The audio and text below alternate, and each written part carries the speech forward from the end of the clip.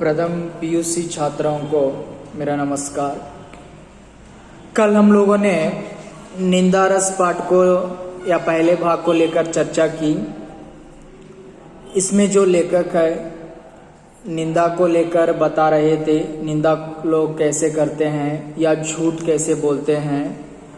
यहाँ पर कल हम लोगों ने देखा लेखक के बीच में और क मित्र के बीच में बातें हो रही हैं।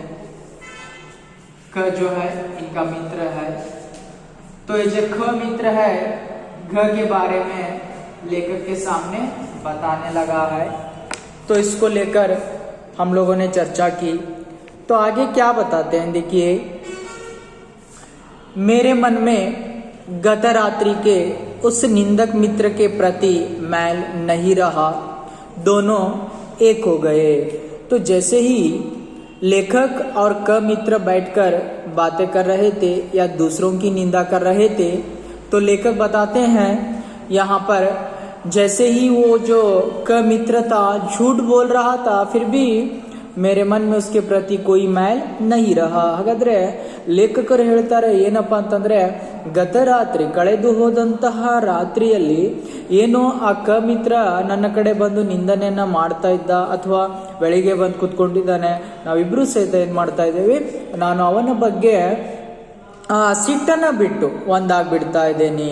भेद तो रात्रि के अंधकार में ही मिटता है, दिन के उजाले में भेद स्पष्ट हो जाता है। देखिए क्या बताते हैं, भेद यानी जो सच होता है रात के अंधेरे में जो मिट जाता है, दूर हो जाता है, लेकिन उजाले में सच क्या था वो ಸ್ಪಷ್ಟ हो जाता है। ಹಾಗಾದ್ರೆ ಅವ್ರು ಹೇಳ್ತಾ ಇದ್ದಾರೆ, ಸತ್ಯ ಅನ್ನುವಂಥದ್ದು ರಾತ್ರಿಯ ವೇಳೆ ಏನಾಗುತ್ತೆಪ್ಪ ಅಂತಂದ್ರೆ ಅಳಿದು ಹೋಗ್ಬಿಡುತ್ತೆ, ಆದ್ರೆ ಆ ಬೆಳಕಿನಲ್ಲಿ ಎಲ್ಲಿ ಅದಕ್ಕೆ ಸಾಕ್ಷ್ಯಾಧಾರಗಳು ಸಿಗ್ತವೆ ಆಗ ಮಾತ್ರ ಅದು ಸ್ಪಷ್ಟವಾಗುತ್ತೆ।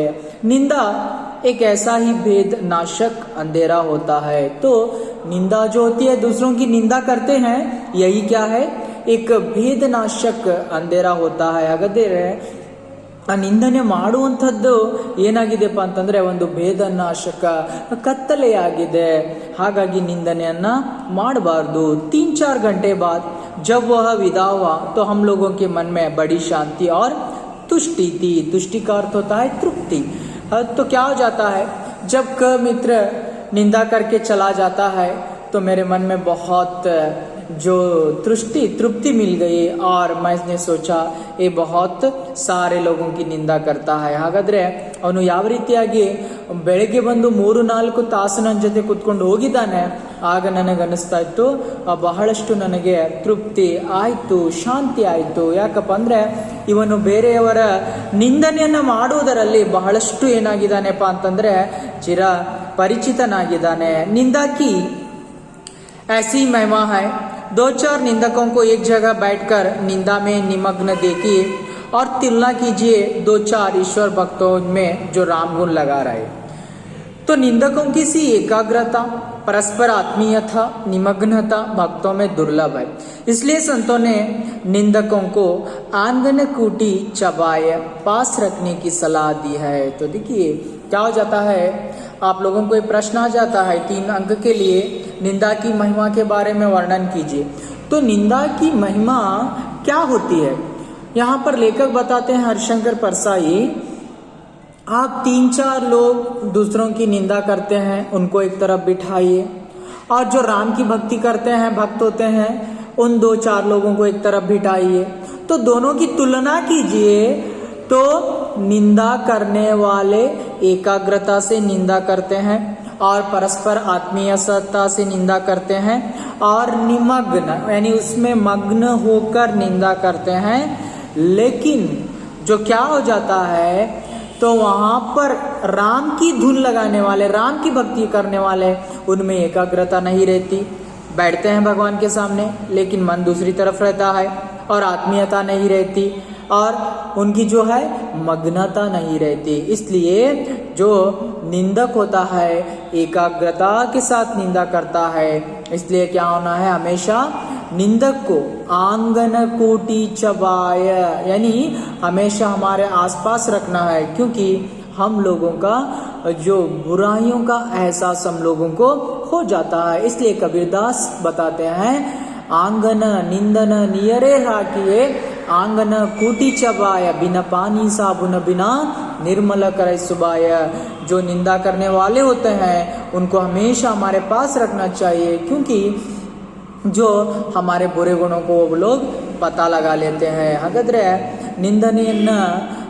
ನಿಂದನೆ ಮಹಿಮೆ ಏನು ಅಂತೇಳಿ ನಿಮಗೆ ಪ್ರಶ್ನೆ ಬಂದಾಗ ಯಾವ ರೀತಿಯಾಗಿ ಉತ್ತರವನ್ನು ಕೊಡಬೇಕಪ್ಪ ಅಂತಂದ್ರೆ, ನಿಂದನೆ ಮಾಡುವಂಥವರನ್ನ ಒಂದು 4-5 ಜನರನ್ನ ಒಂದು ಗುಂಪು ಮಾಡಿ, ಅಥವಾ ರಾಮನ ಭಕ್ತಿಯನ್ನ ಮಾಡುವಂಥವರನ್ನ 4-5 ಜನರ ಗುಂಪನ್ನ ಮಾಡಿ, ಆಗ ನಿಂದನೆ ಮಾಡುವಂಥವರಲ್ಲಿ ಏಕಾಗ್ರತೆ ಇರುತ್ತೆ, ಪರಸ್ಪರ ಅವರಲ್ಲಿ ಸ್ನೇಹ ಆತ್ಮೀಯತೆ ಇರುತ್ತೆ, ಅಥವಾ ಮಗ್ನತೆಯಿಂದ ಅವರು ನಿಂದನೆ ಮಾಡ್ತಾರೆ. ಆದರೆ ಆ ರಾಮನ ಭಕ್ತಿಯನ್ನ ಮಾಡುವವರು ಅಥವಾ ಭಗವಂತನ ಭಕ್ತಿಯನ್ನ ಮಾಡುವವರು ಅವರಲ್ಲಿ ಏಕಾಗ್ರತೆ ಇರೋದಿಲ್ಲ, ಹೆಸರಿಗೆ ಮಾತ್ರ ದೇವರ ಮುಂದೆ ಕೂತ್ಕೊಳ್ತಾರೆ, ಆದರೆ ಅವರಲ್ಲಿ ಪರಸ್ಪರ ಆತ್ಮೀಯತೆ ಇರೋದಿಲ್ಲ. ಇವೆಲ್ಲವೂ ಅವರ ದುರ್ಬಲಗಳು. ಹಾಗಾಗಿ ಆ ಲೇಖಕರು ಹೇಳ್ತಾರೆ, ಹರಿಶಂಕರ್ ಪರ್ಸಾಯಿ, ನೀವೇನು ನಿಂದನೆಯನ್ನ ಮಾಡ್ತಾ ಇದ್ದೀರಾ, ಆ ನಿಂದಕರಿದ್ದಾರೆ ಅವರನ್ನ ನಿಮ್ಮ ಆಂಗನ ಕೂಟಿ ಚಬಾಯ. ಕಬೀರ್ದಾಸ್ ಹೇಳುವ ಹಾಗೆ ಏನ್ ಹೇಳ್ತಾರೆ ಕಬೀರ್ದಾಸ್ ಅವರು, ನಿಂದಕನಿಯರೇ ರಾಕಿಯೇ, ನಿಮ್ಮ ನಿಂದನೆ ಮಾಡುವವರು ಅಕ್ಕಪಕ್ಕದಲ್ಲೇ ಇಲ್ಲಿ. ಯಾಕಪ್ಪ ಅಂತಂದ್ರೆ ಆಂಗನ ಕೂಟಿ ಚಬಾಯ, ನಿಮ್ಮ ಗುಡಿಸಲು ನಿಮ್ಮ ಮನೆ ಪಕ್ಕನೇ ಇರ್ಬೇಕು ಅವರು. ಬಿನ ಪಾನಿ ಸಾಬುನ ನಿರ್ಮಲ ಕರೈಸುಬಾಯ, ನೀರಿಲ್ಲದೆ ಅಥವಾ ಸೋಪಿನಿಂದ ನಮ್ಮ ಸ್ವಭಾವಗಳನ್ನ ದೂರ ಮಾಡಲಿಕ್ಕೆ ಸಾಧ್ಯ ಇಲ್ಲ. ಆದ್ರೆ ನಿಂದಕರಿದ್ರೆ ನಿಮ್ಮ ಗುಣಗಳನ್ನ, ಅಂದ್ರೆ ನಿಮ್ಮ ಕೆಟ್ಟ ಗುಣಗಳನ್ನ दूर ಮಾಡ್ತಾರೆ. कुछ मिशनरी के निंदक मैंने देखे हैं. तो देखिए क्या हो जाता है, कुछ मिशनरी के निंदक भी होते हैं, यानी इनको ईसाइयों के निंदक कहते हैं. ಕೆಲವೊಂದು ಈಸಾಯಿಯವರಲ್ಲಿ ಏನಾಗ್ತಾ ಇದೆಪ್ಪ ಅಂತಂದ್ರೆ ನಿಂದನೆ ಮಾಡುವಂತರು ಕಂಡು ಬರ್ತಾರೆ. उनका किसी से बैर नहीं, द्वेष नहीं, वे किसी का बुरा नहीं सोचते. देखिए जो ईसाइयों के होते हैं वह किसी से बैर द्वेष नहीं करते हैं और किसी से बुरा भी सोचते नहीं, फिर भी निंदा करते हैं. ಈಸಾಯಿ ಜನರು ಯಾವ ರೀತಿ ಇರ್ತಾರಂದ್ರೆ ಯಾರಿಗೂ ದ್ವೇಷವನ್ನ ಮಾಡೋದಿಲ್ಲ, ತದನಂತರ ಕೆಟ್ಟದನ್ನ ಯೋಚನೆ ಮಾಡೋದಿಲ್ಲ, ಆದ್ರೂ ಸಹಿತ ಅವರು ನಿಂದನೆಯನ್ನ ಮಾಡ್ತಾರೆ.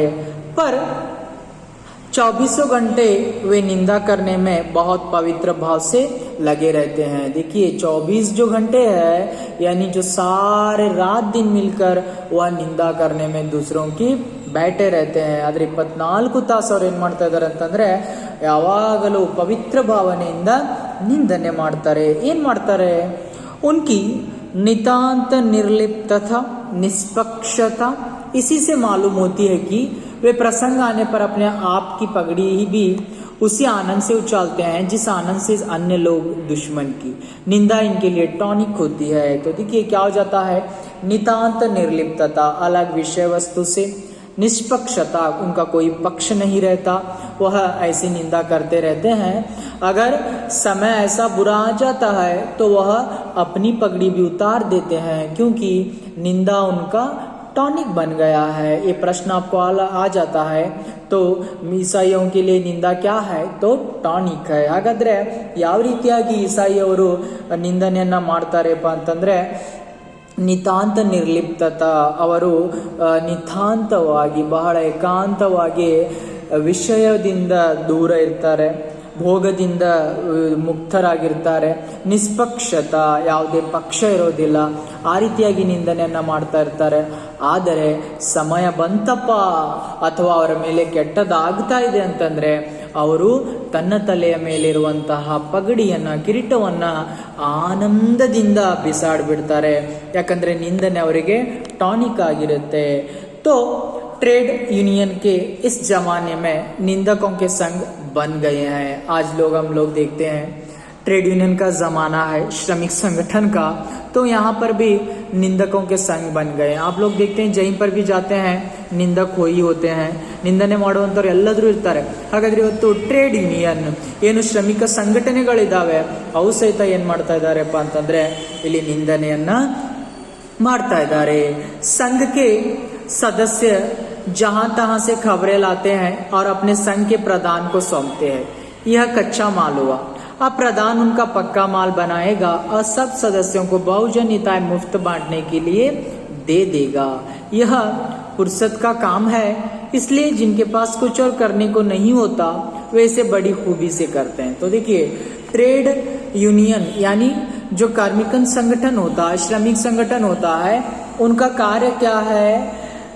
ये जो सारे लोग कहीं कहीं पर समाज में जाते हैं, फैलते हैं, जाकर कहीं कहीं से खबरों को लाते हैं, कहाँ पर क्या हो रहा है, क्या चल रहा है, लाकर सारे जो खबरों को अपने संघ के प्रधान, मुख्य को, नेता को सौंपते हैं।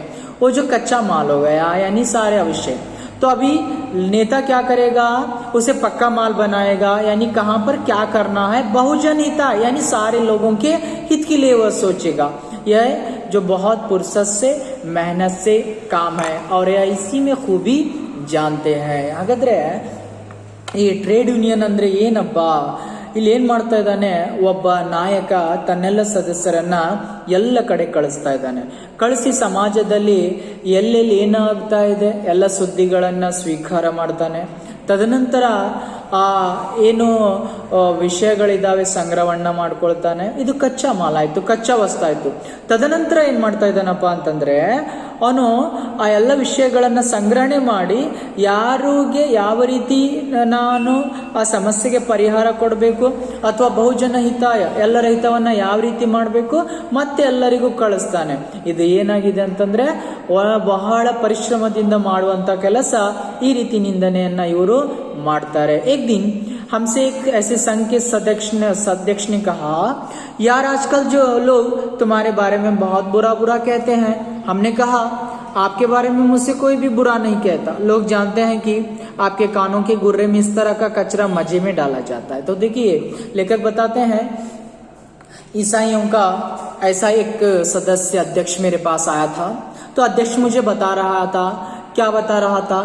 अरे आजकल बहुत सारे लोग तेरे बारे में बहुत बुरा बुरा बताते हैं, लेकिन लेखक बताते हैं, अरे मेरे बारे में तो, मेरे सामने तो आपके बारे में कुछ भी नहीं बताया. मतलब वहां पर मामला खत्म हो जाता है, उसका उत्तर खत्म हो गया, क्योंकि दूसरों की बुराई करना छोड़ दे और अपने आप को सुधार ले. इस तरह क्या हो जाता है, हमारा जो कानों का गुर्रा होता है, हमारे कानों के गुर्रे में क्या करते हैं, कचरा यानी झूठे विषयों को डालने का काम करते हैं. जैसे कचरे का जो डिब्बा होता है, कचरा हम लोग डालते हैं, लोग क्या समझते हैं, आदमी का जो कान है, गुर्रा, कचरे को डालने का डिब्बे के समान है, तो ऐसे उसे भटका देते हैं. हम लोग कभी भी नहीं भटकना है. तो ಏನಂತ ಹೇಳ್ತಾ ಇದ್ದಾರೆ ಅಂತಂದ್ರೆ, ಒಂದು ದಿನ ಈ ಇಸಾಯಿಯವರ ಅಧ್ಯಕ್ಷ ಬರ್ತಾನೆ, ಬಂದು ಲೇಖಕರ ಮುಂದೆ ಹೇಳ್ತಾನೆ, ಇವತ್ತು ಸಮಾಜದಲ್ಲಿ ನಿಮ್ಮ ಬಗ್ಗೆ ಬಹಳಷ್ಟು ಜನ ತಪ್ಪಾಗಿ ಮಾತನಾಡ್ತಾ ಇದ್ದಾರೆ, ನಿಂದನೆ ಮಾಡ್ತಾ ಇದ್ದಾರೆ ಅಂದಾಗ ಆ ಲೇಖಕರು ಒಂದು ಉತ್ತರವನ್ನು ಕೊಡ್ತಾರೆ ಅವನಿಗೆ. ನಿನ್ನ ಮುಂದೆ ನನ್ನ ಬಗ್ಗೆ ಹೇಳಿರ್ಬೋದು ನಿಜ, ಆದರೆ ನಿನ್ನ ಬಗ್ಗೆ, ಲೇಖಕರ ಅಧ್ಯಕ್ಷನಿಗೆ ಹೇಳ್ತಾನೆ, ನಿನ್ನ ಬಗ್ಗೆ ಯಾರೂ ನನ್ನ ಮುಂದೆ ಬಂದು ಯಾವುದೇ ತಪ್ಪನ್ನ ಹೇಳಿಲ್ಲ. ಅಂದ್ರೆ ಅರ್ಥ ಏನು, ನೀನು ಬೇರೆಯವರ ನಿಂದನೆಯನ್ನ ಮಾಡುವುದನ್ನ ಬಿಟ್ಟು ಏನಾಗ್ಬೇಡು, ಸುಮ್ಮನಾಗು ಅಂತ ಹೇಳ್ತಾರೆ. ಈ ರೀತಿಯಾಗಿ ಯಾವ ವ್ಯಕ್ತಿ ಸುಮ್ಮನಿರ್ತಾನೆ, ಅವನ ಕಿವಿಯಲ್ಲಿ, ಅಂದ್ರೆ ಅವನ ಕಿವಿಯ ರಂಧ್ರದಲ್ಲಿ, ಕಿವಿಯ ರಂಧ್ರವನ್ನ ಕಸದ ಡಬ್ಬಿ ತಿಳ್ಕೊಂಡ್ಬಿಟ್ಟಿದ್ದಾರೆ, ಈ ರೀತಿಯ ಕಸವನ್ನ ಹಾಕ್ತಾರೆ. ಆದ್ರೆ ನಾವು ಯಾವಾಗಲೂ ಅದಕ್ಕೆ ತಲೆ ಕೆಡಿಸ್ಕೊಳ್ಬಾರ್ದಂತೂ ಹೇಳ್ತಾ ಇದ್ದಾರೆ हरिशंकर परसाई ಅವರು. ये था ईसाई ट्रेड यूनियन लोगों का. और आगे देखिए, बताते हैं, ईर्ष्या द्वेष से प्रेरित निंदा भी होती है. तो कुछ लोग क्या करते हैं, ईर्ष्या द्वेष से भी निंदा करने के लिए बैठ जाते हैं. ಕೆಲವೊಬ್ರು ದ್ವೇಷದಿಂದ, ಈರ್ಷ್ಯಾ, ಶತ್ರುವಿಂದ ಶತ್ರುತ್ವವನ್ನು ಸಾಧಿಸಲಿಕ್ಕೆ ನಿಂದನೆಯನ್ನ ಮಾಡ್ತಾರೆ. लेकिन इसमें वह मजा नहीं जो मिशनरी भाव से निंदा करने में आता है. इस प्रकार का निंदक बड़ा दुखी होता है. देखिए, ऐसे ईर्ष्या से द्वेष करने वाला जो निंदक है हमेशा दुख को भोगता रहता है. ಯಾವ ರೀತಿಯಾಗಿ ಈ ನಿಂದಕ ಇದ್ದಾನೆ, ದ್ವೇಷದಿಂದ ಯಾರು ಬೇರೆಯವರನ್ನ ನಿಂದನೆ ಮಾಡ್ತಾರಲ್ಲ, ಅವನು ಯಾವಾಗಲೂ ದುಃಖವನ್ನು ಅನುಭವಿಸ್ತಾನೆ. ಈ ಇಸಾಯಿಯವರಾಗಿರ್ಬೋದು, ಶ್ರಮಿಕ ಸಂಘಟನೆ ಆಗಿರ್ಬೋದು, ಮಿಷನರಿ ಆಗಿರ್ಬೋದು, ಇವರೆಲ್ಲರೂ ಸಂತೋಷ ಪಡ್ತಾರೆ, ತಮಾಷೆಗೆ ನಿಂದನೆ ಮಾಡ್ತಾರೆ. ಆದರೆ ಶತ್ರುತ್ವವನ್ನ ಸಾಧಿಸಲಿಕ್ಕೆ ಯಾವ ಮನುಷ್ಯ ನಿಂದನೆ ಮಾಡ್ತಾನೆ, ಅವನು ಪ್ರತಿ ಯಾವಾಗಲೂ ದುಃಖದಲ್ಲಿ ಇರ್ತಾನೆ. ಇಸ್ ಪ್ರಕಾರ ಕಾ ನಿಂದಕ್ बड़ा दुखी होता है, ईर्ष्या द्वेष से 24 घंटे जलता है और निंदा का जल छिड़क कर कुछ शांति अनुभव करता है, तो उसे अपने दुश्मन के सामने जाकर हमला करना नामुमकिन होता है। इसलिए वह पीछे से निंदा करके अपने मन में शांति पा लेता है। ಆ ಮನುಷ್ಯನಿಗೆ ಆ ಶತ್ರುವಿನ ಮುಂದೆ ಹೋಗಿ ನಿಲ್ಲಲಿಕ್ಕೆ ಆಗೋದಿಲ್ಲ, ಆದರೆ ಅವನೇನ್ ಮಾಡ್ತಾನೆ, ಅವನ ನಿಂದನೆಯನ್ನ ಮಾಡ್ತಾ ಮಾಡ್ತಾ ತನ್ನ ಮನಸ್ಸಿಗೆ ಶಾಂತಿಯನ್ನ ಅನುಭವಿಸಿಕೊಳ್ತಾನೆ। ऐसा निंदक बड़ा दयनीय होता है। अपनी अक्षमता से पीड़ित हुआ बेचारा दूसरों की क्षमता के चांद को देखकर सारी रात श्वान जैसा भौंकता है। देखिए, ऐसे जो ईर्ष्या से, शत्रु की भावना से निंदा करने वाले जो होते हैं, ऐसे वह जलते रहते हैं। अगर कोई कभी भी उनका शत्रु कोई साधना करता है तो वह क्या करते हैं, जैसे चांद को देखकर कुत्ता भौंकता रहता है उस तरह वह जलते रहते हैं, कुत्ते की तरह भौंकते रहते हैं और कभी भी उन लोगों को नींद नहीं आती, दुख होता है। ಹಾಗಾದ್ರೆ ಏನು ದ್ವೇಷದಿಂದ ನಿಂದನೆಯನ್ನ ಮಾಡುವಂತ ವ್ಯಕ್ತಿ ಏನ್ ಮಾಡ್ತಾನೆ, ಅವನಿಗೆ ಅವನ ಶತ್ರು ಯಾವಾಗಲೂ ಸಾಧನೆಯನ್ನ ಮಾಡಬಾರ್ದು। ಶತ್ರು ಸಾಧನೆ ಮಾಡಿಬಿಟ್ರೆ ಅವ್ರು ಯಾವ ರೀತಿಯಾಗಿರ್ತಾರಪ್ಪ ಅಂತಂದ್ರೆ, ಹೇಗೆ ಆ ಬೆಳದಿಂಗಳ ಚಂದ್ರನನ್ನ ನೋಡಿ ಆ ನಾಯಿ ಶ್ವಾನ್ ಇದೆ ಬೊಗಳ್ತಾ ಇರುತ್ತೆ, ಆ ರೀತಿಯಾಗಿ ಅವ್ರು ಏನ್ ಮಾಡ್ತಾ ಇದ್ದಾರೆ ಅಂತಂದ್ರೆ ರಾತ್ರಿ ಎಲ್ಲ ಬೊಗಳುವಂತಹ, ಅಂದ್ರೆ ದುಃಖದಲ್ಲಿ ಇರ್ತಾರೆ, ನಿದ್ದೆನೆ ಮಾಡೋದಿಲ್ಲ। ಹಾಗಾಗಿ ಯಾವಾಗಲೂ ಶತ್ರುತ್ವವನ್ನ ಸಾಧಿಸಬಾರ್ದು। ईर्ष्या द्वेष से प्रेरित निंदा करने वाले को कोई दंड देने की जरूरत नहीं, वह निंदक बेचारा स्वयं दंडित होता है। आप चैन से सोइए और वह जलने के कारण सो नहीं पाता, उसे और क्या दंड चाहिए। तो देखिए, जो निंदा करने वाला होता है या शत्रु बनकर हमारी निंदा करता है, हम लोग उसकी कोई दंड देने की आवश्यकता नहीं है, क्योंकि वह अपने आप दुख भोगता है, उसके मन में शांति नहीं रहती है और उसे नींद भी नहीं आती है। इससे बड़ा ದಂಡ ಉಸೆ ಅವ್ರು ಕ್ಯಾ ಮಿಲೇಗಾ। ಒಂದು ವೇಳೆ ಯಾರಾದ್ರೂ ನಿಮ್ಮ ಶತ್ರು ಆಗಿದ್ದಾರೆ ಅಥವಾ ಶತ್ರುತ್ವವನ್ನ ಸಾಧಿಸ್ತಾ ಇದ್ದಾರೆ ಅಂತಂದ್ರೆ, ನೀವು ಯಾವಾಗಲೂ ಅವರ ಒಂದು ನಿಂದನೆಯನ್ನ ಮಾಡಬೇಡಿ। ಯಾಕಪ್ಪ ಅಂತಂದ್ರೆ ನೀವು ಸುಮ್ಮನಾಗ್ರಿ, ಆದ್ರೆ ಅವನು ಅಶಾಂತಿಯಾಗಿರ್ತಾನೆ, ದುಃಖದಲ್ಲಿ ಇರ್ತಾನೆ, ತದನಂತರ ನಿದ್ದೆನೂ ಸಹಿತ ಮಾಡೋದಿಲ್ಲ। ಈ ರೀತಿಯಾಗಿ ನೀವು ನಿಮ್ಮ ವ್ಯಕ್ತಿತ್ವವನ್ನ ಎಲ್ಲೂ ಬಿಡುವ ಹಾಗಿಲ್ಲ। ನಿರಂತರ अच्छे काम करते जाने से उसका दंड भी सख्त होता है। देखिए, अगर आपका शत्रु है, आपके दुनिया में जो भी दुश्मन है, आसपास आपके दुश्मन है, तो आप हमेशा अच्छे काम करते जाइए, दूसरों के बारे में अच्छा सोचिए, तो आप हमेशा सफलता पाएंगे और आपके शत्रु पीछे रह जाएंगे। ನೀವು ಯಾವಾಗಲೂ ನಿಮ್ಮ ಏನಪ್ಪ ಅಂತಂದ್ರೆ ಅಕ್ಕಪಕ್ಕದಲ್ಲಿ ಶತ್ರುಗಳಿದ್ದಾರೆ ಅಂತಂದ್ರೆ ನೀವು ಏನ್ ಮಾಡ್ಬೇಕಪ್ಪ ಅಂತಂದ್ರೆ ಯಾವಾಗಲೂ ಒಳ್ಳೆತನ ಮಾಡ್ತಾ ಹೋಗಿ, ಸಫಲತೆಯನ್ನ ಸಾಧಿಸ್ತಾ ಹೋಗಿ, ಅಂದ್ರೆ ಮಾತ್ರ ಏನಾಗುತ್ತೆ ಅಂತಂದ್ರೆ ನೀವು ಸಫಲತೆಯನ್ನ ಸಾಧಿಸಿದ್ರೆ ನಿಮ್ಮ ಶತ್ರು ತನ್ನಿಂದ ತಾನೇ ಹಿಂದೆ ಸರಿಯುತ್ತಾನೆ। जैसे एक कवि ने एक अच्छी कविता लिखी, ईर्ष्याग्रस्त निंदक को कष्ट होगा। अब अगर एक और अच्छी लिखी दी तो उसका कष्ट दुगना हो जाएगा। तो एक उदाहरण बताते हैं जो हरिशंकर परसाई। अगर एक आदमी होता है, कविता होता है, आप लोग देखते हैं शिक्षकों के बीच स्पर्धाएं, या डॉक्टर के बीच स्पर्धाएं, या इंजीनियर्स के बीच, या किसानों के बीच में होती है, या कवि लेखकों के बीच में होती है स्पर्धाएं। तो यहाँ पर बताते हैं, एक कवि अगर अच्छी कविता लिखता है तो उसका दुश्मन कहलाने वाला उस कविता को सुनकर उसे फिर से दुगना क्या हो जाता है, दुख होता है। अगर और एक भी अच्छी लिखता है फिर भी उसका दुगना दुख बड़ा हो जाता है। ऐसे जो है हम लोगों को अच्छे काम करते जाना है और हमारे जो बातों में नियंत्रण रखना है। ಉದಾಹರಣೆಗೆ ಹೇಳ್ತಾರೆ, ಒಬ್ಬ ಕವಿ ಇದ್ದಾನೆಪ್ಪ ಅಂತಂದ್ರೆ ಅವನೇನ್ ಮಾಡ್ತಾನೆ, ಆ ಕವಿ ಯಾವಾಗಲೂ ಒಂದು ಕವಿತೆಯನ್ನ ಚೆನ್ನಾಗಿ ರಚನೆ ಮಾಡಿದಾನಂದ್ರೆ ಅವನ ಶತ್ರುವಿಗೆ ಬಹಳ ದುಃಖ ಆಗುತ್ತೆ। ಅದೇ ಕವಿ ಮತ್ತೊಂದು ಕವಿತೆ ರಚನೆ ಮಾಡಿದ್ನಂದ್ರೆ ಅವನ ದುಃಖ ಎರಡು ಪಟ್ಟಾಗುತ್ತೆ। ಈ ರೀತಿ ನೀವು ಸಫಲತೆಯನ್ನ ಮಾಡ್ತಾ ಹೋಗಿ, ಆದ್ರೆ ಶತ್ರುಗಳಿಗೆ ಯಾವುದೇ ಶಿಕ್ಷೆ ಕೊಡಬೇಡಿ, ಅವರು ತನ್ನಷ್ಟಕ್ಕೆ ತಾನೇ ಏನ್ ಮಾಡ್ತಾರೆ ಅಂದ್ರೆ ದುಃಖವನ್ನ ಪಡ್ತಾರೆ। ನಿಂದಾಕ उद्गम ही हीनता और कमजोरी से होता है। आपको 1 मार्क्स के लिए आ जाता है, निंदा का उद्गम किससे होता है, हीनता और कमजोरी से। देखिए, जब हम दूसरों की निंदा कब करते हैं, जब हम कमजोर बन जाते हैं और जब हम हीनता यानी बलहीन बन जाते हैं, तो हम दूसरों की निंदा करते हैं. ನಾವು ನಿಂದನೆ ಯಾವಾಗ ಮಾಡ್ತಾ ಇದ್ದೀವಿಪ್ಪ ಅಂತಂದ್ರೆ ಬೇರೆ ನಮ್ಮ ಮನಸ್ಸು ದುರ್ಬಲವಾಯಿತು ಅಥವಾ ನಾವು ಬಲಹೀನರಾದ್ರೆ ಮಾತ್ರ ನಾವೇನ್ ಮಾಡ್ತಾ ಇದ್ದೀವಿ ಅಂತಂದ್ರೆ ನಿಂದನೆಯನ್ನ ಮಾಡ್ತಾ ಇದ್ದೇವೆ. ಮನುಷ್ಯ अपनी हीनता से दबता है. तो मनुष्य देखिए क्या करता है, हमेशा अपने हीनता से दबने लगता है. ಮನುಷ್ಯ ಯಾವಾಗಲೂ ಅವನಿಗೆ ಹೀನತೆ ಕಾಡ್ತಾ ಇದೆಯಪ್ಪ ಅಂತಂದ್ರೆ ಅವನು ತನ್ನ ಜೀವನವನ್ನ ತುಚ್ಛ ಅಂತ ಹೇಳಿ ತಿಳ್ಕೊಳ್ತಾನೆ. वह दूसरों की निंदा करके ऐसा अनुभव करता है कि वे सब निकृष्ट हैं और वह उनसे निंदा करता है. देखिए तो वो लोग क्या करते हैं, उनके पास कमजोरियां रहती हैं, फिर भी दूसरों की निंदा करते हैं. वे लोग समझते हैं अरे तो हम लोग दूसरों की निंदा कर रहे हैं तो हम ही बेहतर है, श्रेष्ठ है, वो लोग बुरे हैं. लेकिन असल बात यह है उनकी कमजोरियां रहती है, लेकिन जिसकी निंदा वो करते हैं तो वो बहुत अच्छे होते हैं. ಹಾಗಾದ್ರೆ ಏನ್ ಮಾಡ್ತಾ ಇದ್ದಾರೆ ಅಂದ್ರೆ ಅವರು ಯಾವ ರೀತಿಯಾಗಿ ತಿಳ್ಕೊಳ್ತಾ ಇದ್ದಾರೆ, ಹೀನತೆ ಮತ್ತೆ ಕಮ್ಜೋರಿ. ಯಾವ ಮನುಷ್ಯನ ಕಡೆ ಅಶಕ್ತತೆ ಇರುತ್ತೆ ಅವನು ನಿಂದನೆಯನ್ನ ಮಾಡ್ತಾ ಇರ್ತಾನೆ. ಆದ್ರೆ ಅವನು ತನ್ನಷ್ಟಕ್ಕೆ ಏನ್ ತಿಳ್ಕೊಳ್ತಾನೆ, ಓ ನಾನು ಬೇರೆಯವರಿಗೆ ನಿಂದನೆ ಮಾಡ್ತಾ ಇದ್ದೇನೆ, ತಮಾಷೆ ಮಾಡ್ತಾ ಇದ್ದೇನೆ, ಇಲ್ಲಿ ನಾನೇ ಶ್ರೇಷ್ಠ ಅಂತೇಳಿ ತಿಳ್ಕೊಂಡಿರ್ತಾನೆ. ಆದ್ರೆ ಅವನಿಗೆ ಅವನ ಅವಗುಣಗಳು ಗೊತ್ತಿರೋದಿಲ್ಲ. ಹಾಗಾಗಿ ಅವನು ಎಲ್ಲರನ್ನ ನೀಚರನ್ನಾಗಿ ನೋಡ್ತಾನೆ, ಕೀಳಾಗಿ ನೋಡ್ತಾನೆ. ಆದರೆ ಅವನು ಯಾವಾಗಲೂ ಕೀಳರಿಮೆಯನ್ನ ಹೊಂದಿರ್ತಾನೆ. उसके अहम की इससे तुष्टि होती है, तो उसे अहम रहता है मैंने क्यों सारे लोगों का मजाक उड़ाया और मेरे पास कैसा अहम है, सारे लोग मेरी बात को मानते हैं, ये उसकी तृप्ति रहती है. ಆ ಮನುಷ್ಯನ ಕಡೆ ಒಂದು ಏನು ಗುಣ ಇರುತ್ತಂದ್ರೆ, ಹಾಗಾದ್ರೆ ನಾನು ಯಾವ ರೀತಿಯಾಗಿ ಎಲ್ಲರನ್ನ ಏನ್ ಮಾಡ್ತಾ ಇದ್ದೇನೆ, ನಿಂದನೆ ಮಾಡ್ತಾ ಇದ್ದೇನೆ, ತಮಾಷೆ ಮಾಡ್ತಾ ಇದ್ದೇನೆ, ನನ್ನ ಕಡೆ ಅಹಂ ಇದೆ, ಅಹಂನಿಂದ ಎಲ್ಲರೂ ಸುಮ್ಮನಿರ್ತಾ ಇದ್ದಾರೆ, ಹೆದರ್ತಾ ಇದ್ದಾರೆ ಅನ್ನುವಂತ ತೃಪ್ತಿ ಅವನಲ್ಲಿರುತ್ತೆ.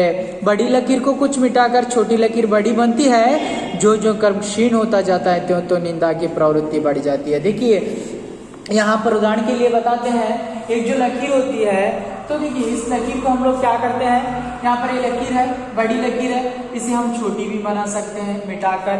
तो आप लोग इसे मिटाते हैं तो यहाँ पर तो ये जो बड़ी लकीर है हम लोग इसे मिटा दिया. तो देखिए दो लकीरें हैं, एक बड़ी और एक छोटी, तो इसे हम निकाल देते हैं. फिर से ये छोटी हो गई और ये बड़ी हो गई. इस तरह क्या हो जाता है, यहाँ पर जो लेखक बताते हैं बड़ी सी लकीर को कुछ मिटाकर छोटी लकीर बड़ी बनती है. यानी दो लकीरें होती हैं, जो दो लाइन होते हैं, तो एक को मिटाकर एक बड़ी बनती जाती है.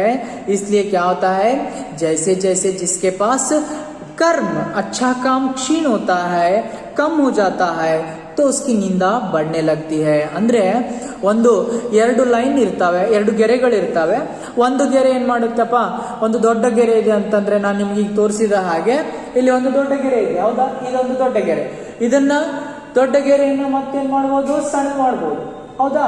ಇಲ್ಲಿ ಇದು ಮತ್ತೆ ದೊಡ್ಡದಾಯ್ತು. ಈ ರೀತಿಯಾಗಿ ಏನಾಗ್ತಾ ಇದೆ ಅಂತಂದ್ರೆ ಯಾವ ಮನುಷ್ಯನ ಕಡೆ ತನ್ನ ಒಳ್ಳೆ ಕಾರ್ಯಗಳು ಕ್ಷೀಣಿಸುತ್ತಾ ಹೋಗುತ್ತೋ ಅವನಲ್ಲಿ ನಿಂದನೆ, ಬೇರೆಯವರಿಗೆ ನಿಂದನೆ ಮಾಡುವ ಪ್ರವೃತ್ತಿ ಬೆಳೆಯುತ್ತೆ. कठिन कर्म ही ईर्ष्या द्वेष और उनसे उत्पन्न निंदा को मारता है. तो अगर हम लोग दूसरों ईर्ष्या करना छोड़ना चाहते हैं या द्वेष करना छोड़ना चाहते हैं, लगातार हम लोग अपने काम में रहना चाहिए. ನಾವು ಬೇರೆಯವರ ನಿಂದನೆ ಬಿಡಬೇಕಪ್ಪ, ಶತ್ರುತ್ವವನ್ನು ಬಿಡಬೇಕಂತಂದ್ರೆ ನಾವು ಕಠಿಣ ಕಾರ್ಯವನ್ನ ಕೆಲಸವನ್ನ ಮಾಡಲೇಬೇಕಾಗಿದೆ. इंद्र बड़ा ईर्ष्यालु माना जाता है क्योंकि वह निठल्ला है. तो देखिए आप इंद्र को भी देखते हैं, तो इंद्र जो है भगवान वह ईर्ष्यालु है, द्वेष करता था हमेशा दूसरों से, क्योंकि निठल्ला था, आलसी था. आज ऐसे लोगों को हम लोग बहुत देखते हैं. ಇವತ್ತು ನಾವು ಇಂದ್ರನನ್ನ ನೀವೆಲ್ಲರೂ ನೋಡ್ತಾ ಇದ್ದೀರಾ. ಹಾಗಾದ್ರೆ ಇಂದ್ರ ಏನಾಗಿದೆ, ಈರ್ಷ್ಯಾಲು, ದ್ವೇಷವನ್ನ ಮಾಡುವಂತವನು. ಹಾಗಾದ್ರೆ ಏಕಪ್ಪ ಅಂದ್ರೆ ಆಲಸಿಯಾಗಿದ್ದಾನೆ, ಬಹಳಷ್ಟು ಆಲಸಿ. ಇಂಥ ಆಲಸಿ ಜನಗಳನ್ನ ನಾವು ಇವತ್ತು ಈ ಸಮಾಜದಲ್ಲಿನೂ ಸಹಿತ ನೋಡ್ತಾ ಇದ್ದೇವೆ.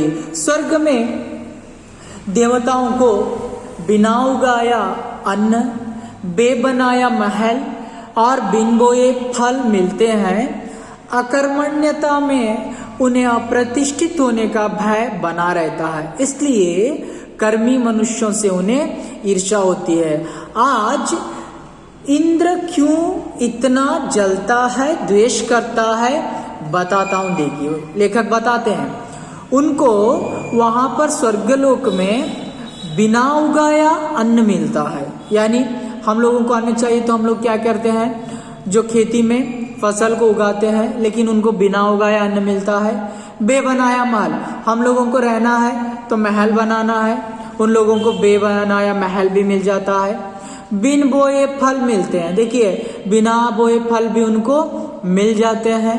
इसलिए और अकर्मण्यता, वे लोग काम के नहीं है, काम ही नहीं करते, जहां पर बैठते हैं अन्न आ जाता है, महल आ जाता है, फल मिल जाते हैं, इसलिए वे लोग क्या करते हैं, अप्रतिष्ठित होने का भय उनमें रहता है, उनको उनकी प्रतिष्ठा कम होने का भय उनमें रहता है। इसलिए वे लोग क्या करते हैं, मनुष्य से डरते हैं। मनुष्य क्यों डरते हैं, मनुष्य कमाता है, अन्न को उगाता है, महल बनाता है, इसलिए ಇಂದ್ರ ಬಡ ಈರ್ಷಾಲು ಹೋತಾ ಹೈ। ಹಾಗಾದ್ರೆ ಇಂದ್ರನ ಬಗ್ಗೆ ಹೇಳ್ತಾ ಇದ್ದಾರೆ ಇಲ್ಲಿ ಲೇಖಕರು, ಏನಪ್ಪಾ ಅಂತಂದ್ರೆ ಇಂದ್ರ ಯಾವಾಗಲೂ ದ್ವೇಷವನ್ನ ಮಾಡ್ತಾನೆ। ಹಾಗಾದ್ರೆ ಯಾಕೆ ಈ ಮಾತನ್ನ ಹೇಳ್ತಾರೆ, ಅವ್ರಿಗೆ ಏನಾಗುತ್ತೆ ಅಲ್ಲಿ ಸ್ವರ್ಗಲೋಕದಲ್ಲಿ, ಬಿನ್ ಬಗಾಯ ಅನ್ನ ಅಂದ್ರೆ ಬೆಳೆಯಲಾರದಂತಹ, ಬಿತ್ತಲಾರದಂತಹ ಅನ್ನ ಸಿಗುತ್ತೆ। ನಾವಿಲ್ಲಿ ಅನ್ನ ಪಡಿಬೇಕಂದ್ರೆ ಭತ್ತದ ಬೀಜವನ್ನ ಬಿತ್ತಬೇಕು। ಬೇಬನಾಯ ಮಹಲ್, ಹಾಗಾದ್ರೆ ನಾವಿಲ್ಲಿ ಇರ್ಬೇಕಂದ್ರೆ ಮನೆಯನ್ನ ಕಟ್ಟಬೇಕು, ಅವ್ರಿಗೆ ಮನೆ ಹಾಗೆ ಸಿಗುತ್ತೆ। ಬಿನ್ ಬೋಯೆ ಫಲ್, ಹಾಗಾದ್ರೆ ಏನು, ನಾವು ಹಣ್ಣುಗಳನ್ನ ಎಲ್ಲ ಬೆಳಿಬೇಕಪ್ಪ, ಖರೀದಿ ಮಾಡ್ಬೇಕಂದ್ರೆ ಬೆಳಿಬೇಕು, ಆದ್ರೆ ಅವ್ರಿಗೆ ಎಲ್ಲವೂ ಹಾಗೆ ಸಿಗುತ್ತೆ। ಯಾಕಂದ್ರೆ ಸ್ವರ್ಗಲೋಕ ನಮ್ಮ ಕಲ್ಪನೆ, ಸ್ವರ್ಗಲೋಕ ಅಂದ್ರೆ ಎಲ್ಲವೂ ಉಚಿತವಾಗಿ ಸಿಗುತ್ತೆ। ಹಾಗಾಗಿ ಹೇಳ್ತಾರೆ ಅಕರ್ಮಣ್ಯತಾ ಸೇವನೆ ಅಪ್ರತಿಷ್ಠೆ ಹೋನೆ ಕಾ ಭಯ रहता है। ಹಾಗಾದ್ರೆ ಕೆಲಸವನ್ನೇ ಮಾಡೋದಿಲ್ಲ, ಆಗ ಅವ್ರಿಗೆ ತನ್ನ ಪ್ರತಿಷ್ಠೆ ಹಾಳಾಗಬಹುದು ಅನ್ನುವಂಥದ್ದಿರುತ್ತೆ। ಹಾಗಾಗಿ ಏನ್ ಹೇಳ್ತಾ ಇದ್ದಾರೆ, ಇಂದ್ರ ಬಡ ಈರ್ಷಾಲು ಹೋತಾ ಹೈ। ಹಾಗಾಗಿ ಇಂದ್ರ ಈರ್ಷಾಲು, ದ್ವೇಷವನ್ನ ಸಾಧಿಸ್ತಾನೆ, ಮನುಷ್ಯರನ್ನ ಏನ್ ಮಾಡ್ತಾ ಇದ್ದಾನೆಪ್ಪ ಅಂತಂದ್ರೆ ಬಹಳಷ್ಟು ದ್ವೇಷವನ್ನ ಮಾಡ್ತಾ ಇದ್ದಾನೆ। ನಿಂದ कुछ लोगों की पूंजी होती है। देखिए आगे बताते हैं, कुछ लोग निंदा को अपनी पूंजी मानते हैं। ಕೆಲವೊಬ್ರು ಏನ್ ಮಾಡ್ತಾರೆ ಅಂದ್ರೆ ನಿಂದನೆಯನ್ನ ತಮ್ಮ ಬಂಡವಾಳ ಅಂತ ಹೇಳಿ ತಿಳ್ಕೊಂಡ್ಬಿಟ್ಟಿದ್ದಾರೆ। पूंजी ಅಂದ್ರೆ ಬಂಡವಾಳ, बड़ा लंबा चौड़ा व्यापार फैलाते हैं वे इस पूंजी से। तो क्या करते हैं, समाज में जाकर निंदा करते करते जैसे व्यापार करते हैं उसकी तरह आज निंदा करने के लिए शुरू हो रहे हैं लोग। ಹಾಗಾದ್ರೆ ಇವತ್ತು ಸಮಾಜದಲ್ಲಿ ವ್ಯಾಪಾರವನ್ನ ಯಾವ ರೀತಿ ಮಾಡ್ತೀವಲ್ಲ ಆ ರೀತಿಯಾಗಿ ಇವತ್ತು ಸಮಾಜದಲ್ಲಿ ಎಲ್ಲರೂ ಏನ್ ಮಾಡ್ತಾ ಇದ್ದಾರಪ್ಪ ಅಂತಂದ್ರೆ ನಿಂದನೆಯನ್ನ ಬಂಡವಾಳದ ಹಾಗೆ ಬೆಳೆಸ್ಕೊಳ್ತಾ ಇದ್ದಾರೆ, ವ್ಯವಹಾರದವಾಗಿ ಅದನ್ನ ಹರಡ್ತಾ ಇದ್ದಾರೆ। कई लोगों की प्रतिष्ठा ही दूसरों की कलंक कथाओं के ಪಾರಾಯಣ ಪರ್ ಆಧಾರಿತ है। देखिए पारायण श्रद्धा से पढ़ना, श्रद्धिंद ओदुವಂತದ್ದು। तो कुछ लोग क्या करते हैं, हमेशा अपने जीवन के बारे में उनको चिंता नहीं रहती, दूसरों की चिंता, दूसरों के कलंक कथा, बुरी कथाएं, कहानियां या दूसरों की चुगलबाजी करना, इसी में लगे रहते हैं। उन्हीं कथाओं को, दूसरों के घर की कहानियों को वह श्रद्धा से पढ़ते हैं। हम लोगों को ऐसा कभी भी नहीं करना चाहिए। ಹಾಗಾದ್ರೆ ಲೇಖಕರು ಹೇಳ್ತಾರೆ, ಕೆಲವೊಬ್ಬರು ಯಾವಾಗಲೂ ಏನ್ ಮಾಡ್ತಾ ಇದಾರಪ್ಪ ಅಂತಂದ್ರೆ ಬೇರೆಯವರ ಕಳಂಕ ಕಥೆಗಳನ್ನ ಅಥವಾ ಕೆಟ್ಟ ವಿಷಯಗಳನ್ನ ಅಥವಾ ಬೇರೆಯವರ ಮನೆಯ ವಿಷಯಗಳನ್ನ ಬಹಳ ಶ್ರದ್ಧೆಯಿಂದ ಆರಾಧನೆ ಮಾಡ್ತಾರೆ, ಓದುತ್ತಾರೆ। ಆದ್ರೆ ಅಂತವೆಲ್ಲವನ್ನ ಬಿಟ್ಟು ನಾವು ಒಳ್ಳೆಯವರಾಗಬೇಕಂತ ಹೇಳ್ತಾ ಇದ್ದಾರೆ। बड़े रस विभोर होकर वे जिस तीस की सत्य कल्पित कलंक कथा सुनाते हैं और स्वयं को पूर्ण सन समझने की तुष्टि का अनुभव करते हैं। देखिए वो लोग क्या करते हैं, जो दूसरों के घरों के बारे में, दूसरों की बुरी कहानियों के बारे में उसे फिर से अपने ही कल्पना में कलंकित करके उस कहानी को सुनाते हैं और उसमें कहानी सुनाने में तुष्टि तृप्ति समझते हैं। ಏನ್ ಮಾಡ್ತಾ ಇದ್ದಾರೆ ಅಂತಂದ್ರೆ ಬಹಳ ರಸವಿಭೋರವಾಗಿ, ಆನಂದಿತವಾಗಿ ಅವರು ಬೇರೆಯವರ ಕೆಟ್ಟದ್ದನ್ನ ಹುಡುಕ್ತಾರೆ, ಕೆಟ್ಟದ್ದರ ಬಗ್ಗೆ ಮಾತಾಡ್ತಾ ಇದ್ದಾರೆ। ಹಾಗಾಗಿ ಏನಾಗ್ತಾ ಇದೆಪ್ಪ ಅಂತಂದ್ರೆ ಅಂಥದರಲ್ಲೇ ಅವರು ತೃಪ್ತಿಯನ್ನ ಸಾಧಿಸ್ತಾ ಇದ್ದಾರೆ, ಅವರಿಗೆ ಅದೇರಲ್ಲೇ ತೃಪ್ತಿ ಸಿಗುತ್ತೆ ಅನ್ನುವಂತಹ ಅನುಭವವನ್ನ ಸಹಿತ ಅವರು ಮಾಡ್ತಾ ಇದ್ದಾರೆ। आप इनके पास बैठिए और सुन लीजिए, बड़ा खराब जमाना आ गया, तुमने सुना फला और अमुक। अपने चरित्र पर आंख डालकर देखने की उन्हें फुर्सत नहीं होती। तो देखिए क्या हो जाता है, ऐसे जो निंदा करने वाले होते हैं तो हमेशा दूसरों की बुराइयों को सोचते हैं, उनको अपने जीवन के बारे में सोचने का समय नहीं रहता है, लेकिन दूसरों के बारे में सोचने का समय रहता है। इसलिए फला और अमूक यानी आदि जो है ऐसे लोग आ गए हैं अपने चरित्र पर जो आंख नहीं डालते, फुर्सत से अपने बारे में नहीं सोचते, अपने जीवन पर नहीं सोचते। ಹಾಗಾದ್ರೆ ಏನಾಗ್ತಾ ಇದೆಯಪ್ಪ ಅಂತಂದ್ರೆ ಅಲ್ಲಿ ಲೇಖಕರು ಹೇಳ್ತಾ ಇದ್ದಾರೆ, ಎಂತ ಕೆಟ್ಟ ಒಂದು ಸಮಯ ಬಂದಿದೆಯಪ್ಪ ಅಂತಂದ್ರೆ ಜನರು ತನ್ನ ಚರಿತ್ರೆ ತನ್ನ ಜೀವನದ ಮೇಲೆ ಅವರಿಗೆ ನೋಡ್ಕೊಳ್ಳಿಕ್ಕೆ ಆಗೋದಿಲ್ಲ, ಆದ್ರೆ ಅವರು ಏನೇನ್ ಮಾಡ್ತಾ ಇದ್ದಾರೆ, ಯಾವಾಗಲೂ ಬೇರೆಯವರ ಬಗ್ಗೆ ಚರ್ಚೆ ಮಾಡ್ತಾರೆ। एक कहानी याद आ रही है तो एक कहानी बताते हैं। एक स्त्री किसी सहेली के पति की निंदा अपने पति से कर रही है। वह बड़ा उचक्का दगाबाज आदमी है, बेईमानी से पैसा कमाता है। कहती है कि मैं उसकी सहेली की जगह होती तो ऐसे पति को त्याग देती। तब उसका पति उसके सामने यह रहस्य खोलता है कि वह स्वयं बेईमानी से इतना पैसा कमाता है। सुनकर स्त्री स्तब्ध रह जाती है। क्या उसने पति को त्याग दिया? जी हाँ, वह दूसरे कमरे में चली गई। उचक्का बदमाश होता है, दगाबाज धोखाबाज होता है, बेईमानी यानी अप्रामाणिक होता है। उचक्का ಅಂತಂದ್ರೆ बदमाश, दगाबाज ಅಂದ್ರೆ ಮೋಸಗಾರ, बेईमानी ಅಂದ್ರೆ अप्रामाणिक। तो लेखक यहाँ पर एक कहानी को बताते हैं।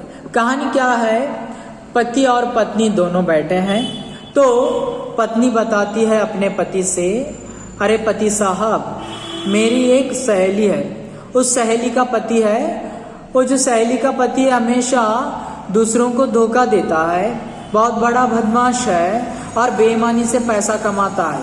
अगर ऐसा पति मेरा रहता तो मैं अपने पति को त्याग देती, लेकिन मेरी सहेली नहीं त्याग रही है। जब असली बात पर आ जाता है उसका पति बताता है, अरे पत्नी सुनो, तुम इस बात को बता रही हो तुम्हारे सहेली का पति ऐसा है, लेकिन मैं भी क्या करता हूँ, ऐसे ही पैसे कमाता हूँ, बेईमानी से पैसे कमाता हूँ। तब वह स्त्री क्या हो जाती है, चुप हो जाती है, अपने आप को अपने पति को छोड़कर दूसरे कमरे में चली जाती है। ಒಂದು ಕಥೆಯನ್ನು ಹೇಳ್ತಾ ಇದ್ದಾರೆ ಇಲ್ಲಿ, ಸುಳ್ಳು ಯಾವ ರೀತಿಯಾಗಿ ಇರುತ್ತೆ ಅನ್ನಲಿಕ್ಕೆ ಗಂಡ ಹೆಂಡತಿ ಇಬ್ಬರು ಕುತ್ಕೊಂಡಿರ್ತಾರೆ। ಹೆಂಡತಿ ಗಂಡನಿಗೆ ಹೇಳ್ತಾಳೆ, ನನ್ನ ಗೆಳತಿಯ ಗಂಡ ಏನ್ ಮಾಡ್ತಾ ಇದ್ದಾನಪ್ಪ ಅಂತಂದ್ರೆ ಯಾವಾಗಲೂ ಬಹಳಷ್ಟು ಮೋಸಗಾರ ಇದ್ದಾನೆ, ಅಪ್ರಾಮಾಣಿಕವಾಗಿದ್ದಾನೆ, ಬೇರೆಯವರಿಗೆ ಮೋಸ ಮಾಡಿ ಹಣವನ್ನ ಗಳಿಸ್ತಾನೆ, ಅವಳು ತನ್ನ ಗಂಡನನ್ನ ಬಿಡೋದಿಲ್ಲ, ನಾನಾಗಿದ್ರೆ ಇಂಥ ಸ್ಥಾನದಲ್ಲಿ ನನ್ನ ಗಂಡನನ್ನ ತೇಜಿಸ್ಬಿಡ್ತಿದ್ದೆ ಅಂತ ಹೇಳ್ತಾಳೆ। ಆಗ ಗಂಡ ಹೇಳ್ತಾನೆ ಆ ಹೆಂಡತಿಗೆ, ನೀನು ನಿನ್ನ ಗೆಳತಿಯ ಗಂಡನ ಬಗ್ಗೆ ಮಾತನಾಡ್ತಾ ಇದೀಯ, ಆದರೆ ನಾನು ನಿನ್ನ ಗಂಡನಾದಂತಾನು ನಾನು ಯಾವ ರೀತಿ ಇದ್ದೇನಪ್ಪ ಅಂತಂದ್ರೆ ನಾನು ಸಹಿತ ಏನ್ ಮಾಡ್ತಾ ಇದ್ದೀನಿ ಅಂತಂದ್ರೆ ಬೇಯಿಮಾನಿ ಅಪ್ರಾಮಾಣಿಕವಾಗಿ ದುಡ್ಡು ಗಳಿಸ್ತಾ ಇದ್ದೇನೆ, ಬೇರೆಯವರಿಗೆ ಮೋಸ ಮಾಡ್ತೇನೆ ಅಂದಾಗ ಆ ಹೆಂಡತಿ ಅದೇ ಕ್ಷಣ ಏನ್ ಮಾಡ್ತಾಳೆ, ತನ್ನ ಗಂಡನನ್ನ ತ್ಯಾಗ ಮಾಡಿ ದೂರ ಹೋಗ್ಬಿಡ್ತಾಳೆ। कभी कभी ऐसा भी होता है कि हम में से जो करने की क्षमता नहीं है वह यदि कोई करता है तो हमारे पिलपिले हमको धक्का लगता है, हमने हीनता और ग्लानि आती है, तब हम उसकी निंदा करके उसके अपने को अच्छा समझकर तुष्ट होते हैं। देखिए पिल कोमल, हीनता और ग्लानि, हीनता ग्लानि यानी दुख। जब कोई मनुष्य अच्छा काम करता है तो हम लोगों को सहना नहीं होता, तो हम क्या करते हैं, हम लोगों को धक्का पहुंचता है, धोखा होता है या हम लोगों को बुरा लगता है। जब हम लोगों को दुख होता है तो हम क्या करते हैं, उसकी निंदा करके चुप हो जाते हैं। ऐसा कभी भी नहीं करना है। दूसरा अच्छा काम करता है उसे बढ़ावा देना है। ಕೆಲವೊಂದ್ಸಲಿ ನಾವೇನ್ ಮಾಡ್ತಾ ಇದೀವಿಪ್ಪ ಅಂತಂದ್ರೆ, ಬೇರೆ ಯಾರಾದ್ರೂ ಒಳ್ಳೆ ಕೆಲಸವನ್ನ ಮಾಡಿದಾರೆಪ್ಪ ಅಂತಂದ್ರೆ ಅವರ ಒಂದು ಒಳ್ಳೆಯ ಕೆಲಸಕ್ಕೆ ಸಫಲತೆಗೆ ನೋಡಿ ನಮ್ಮ ಒಂದು ಕೋಮಲವಾದಂತ ಹೃದಯಕ್ಕೆ ಬಹಳ ಧಕ್ಕೆ ಆಗುತ್ತೆ, ಆಗ ನಾವು ಹೀನತೆ ದುಃಖವನ್ನು ಆವರಿಸ್ಕೊಂಡು ಬಿಡುತ್ತೆ ನಮ್ಗೆ। ಆದ್ರೆ ನಾವೇನ್ ಮಾಡ್ಬೇಕಾಗಿದೆ ಅಂತಂದ್ರೆ, ಅವಾಗ ಹೀನತೆ ದುಃಖ ಆದಾಗ ಆ ವ್ಯಕ್ತಿ ಏನ್ ಮಾಡ್ತಾನೆ, ಯಾರು ಸಾಧನೆ ಮಾಡಿದಾನೆ ಅವನಿಗೆ ನಿಂದನೆ ಮಾಡಿ ತಾನೇ ಒಳ್ಳೆಯವನು ಅಂತೇಳಿ ತಿಳ್ಕೊಳ್ತಾನೆ। ಆದ್ರೆ ಈ ರೀತಿ ಮಾಡಬಾರ್ದು। ಬೇರೆಯವರು ಸಾಧನೆ ಮಾಡ್ತಾ ಇದ್ದಾರೆ, ಮುಂದೆ ಹೋಗ್ತಾ ಇದ್ದಾರೆ ಅಂತಂದ್ರೆ ನಾವು ಅವರಿಗೆ ಒಳ್ಳೆಯ ಪ್ರೋತ್ಸಾಹವನ್ನ ಕೊಡಬೇಕು। उस मित्र की मुलाकात के करीब 10-12 घंटे बाद यह सब मन में आ रहा है, अब कुछ तटस्थ हो गया हूँ। देखिए तो लेखक बताते हैं वो जो क मित्र आकर मुझे मिलकर गया तो ये सारी कथाएं मुझे आज याद आ गई। अभी मैं तटस्थ बैठा हूँ, चुप बैठा हूँ, किसी की निंदा भी नहीं कर रहा है तो चुप बैठा हूँ। ಹಾಗಾದ್ರೆ ಆ ಕ ಮಿತ್ರ ಬಂದು ಬೆಳಗ್ಗೆ ನನಗೆ ಭೇಟಿಯಾಗಿ ಬೇರೆಯವರ ನಿಂದನೆ ಮಾಡಿ ಹೋದ, ಆದ್ರೆ ಇಷ್ಟೆಲ್ಲ ಕಥೆಗಳು ನನಗೆ ಇವತ್ತು ನೆನಪು ಬಂದು ಈಗ ತಟಸ್ಥವಾಗಿ ಕೂತ್ಕೊಂಡಿದ್ದೀನಿ। सुबह जब उसके साथ बैठा था तब मैं स्वयं निंदा के काला सागर में डूबता उतरा था कल्लोल कर रहा था। देखिए जैसे क्या हो रहा है, सुबह मैं जैसे चाय पीकर बैठ गया था तो उसके साथ बैठा था काला सागर। देखिए शब्द का जो वहां पर कैसे शब्द को लिया है, काला सागर। दूसरों की निंदा करना क्या है, हम लोग जो अंधकार में डूब जाते हैं, इस तरह मैं काले सागर में डूब गया था।